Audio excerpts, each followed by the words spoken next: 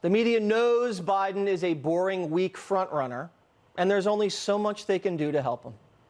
Here with reaction to this week's Biden blunders, I have former White House Press Secretary Sean Spicer and Fox News contributor Dan Bongino.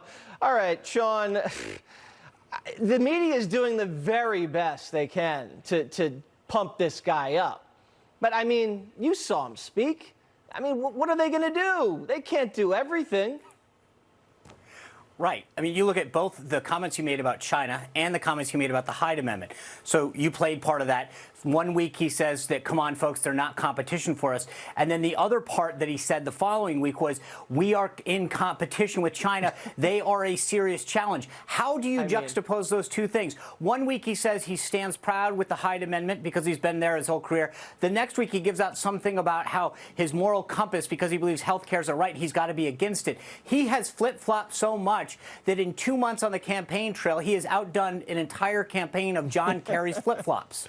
Right. And, but and the media doesn't even cover the China thing. I barely heard it anywhere. Or the lie about no scandals. I barely heard that anywhere.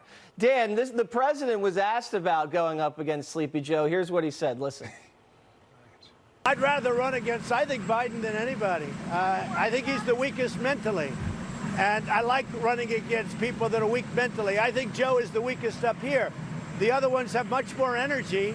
I don't agree with their policies, but I think Joe is a man who is, I call him 1% Joe, because until Obama came along, he didn't do very well. I mean, Joe's not going to be able to find his footing if the president's throwing haymakers like that. Yeah, Biden's a weak candidate, Jesse. I have to disagree with you and Sean on one thing. It wasn't a flip-flop on the Hyde Amendment. It was a flip-flop. It was not a 180. Corrected. It was. Yes, please. You got to. I mean, he was for Hyde since. Remember, I was born in 1974. So since 1976, he's been for Hyde. Then he was against it. Then he was for it. Then he was against it again. It was a 540, as I say, not a 180, not a 360, a 540. Wow, you must have been a skater back in the day, Bongino. Listen, I mean, this is incredibly weak. But if you're going to plagiarize, Jesse, too, and you're a Democrat, plagiarize, FDR. Not that plagiarism's ever right. Maybe JFK. When you're plagiarizing Michael Avenatti, you know your campaign. Yeah, Avenatti actually said it as well. But Bayo said it first, and we got to give Scott credit. Now, something that really bothered me this week, ABC gets into the Oval, and they start trying to trap the president into, some theoretical scandal. Let's listen to how Stephanopoulos tried his very best to get Trump to say something controversial. Watch. Your campaign this time around, if foreigners, if Russia, if China, if someone else offers you information on an opponent, should they accept it or should they call the FBI? I think maybe you do both. I think you might want to listen. There's nothing wrong with listening. If somebody called from a country, Norway, we have information on your opponent. Oh, I think I'd want to hear it. You want that kind of interference in our elections? It's not an interference. They have information. I think I'd take it. If I thought there was something wrong, I'd go maybe to the FBI. So he says theoretically he'd listen to foreign dirt on an opponent, yet Hillary Clinton, Sean, paid for foreign dirt on an opponent, and then she used it to wiretap the president. I mean, the media doesn't even talk about that. How corrupt is it?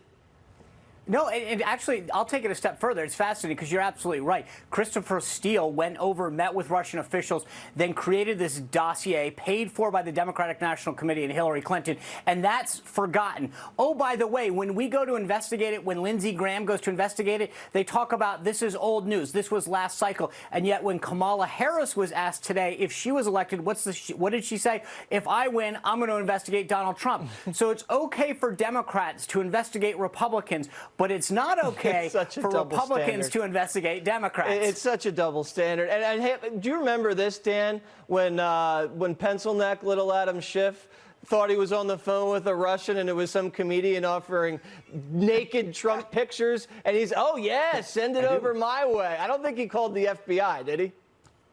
Yeah, and what about Senator Mark Warner, Democrat from Virginia, who we've already seen his text messages trying to arrange meetings with Christopher Steele and Putin's right-hand guy, Oleg Deripaska. You can go see those online now. We have Democrats trying to collude with Russians. But here, Jesse, here's the ultimate hypocrisy, right? What?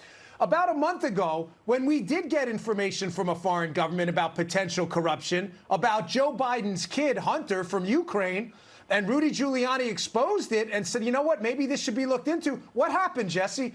The New York Times and everybody went crazy.